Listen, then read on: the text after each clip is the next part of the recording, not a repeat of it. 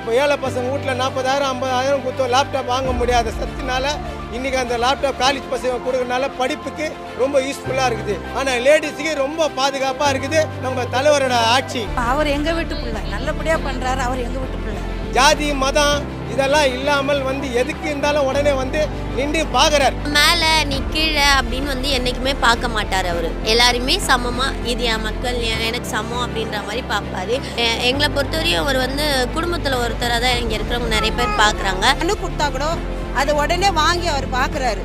அதுதான் பெரிய விஷயமே. அது ஆட்சின்னு ஒன்று வந்தால் மீண்டும் உதயசீரன் ஆட்சி தான் வரணும். வாயால் சொன்னாலும் அந்த வயிறு வாய்த்ததில்லை அவங்களுக்கு. அரசாங்கங்களுக்கும் சரி உதயநிதி ஸ்டாலினுக்கும் சரி 1,000 கோடி நன்றி தான் நாங்கள் தெரிவிச்சுக்கிறோம். 5 வருஷத்துல 10 வருஷத்துல 20 வருஷம் இருந்தால் கூட அவர் இந்த ஆட்சி தான் வரணும். கண்டிப்பாக இந்த வாட்டி திமுக ஜெயிக்கும், ஜெயிக்க வைப்போம்.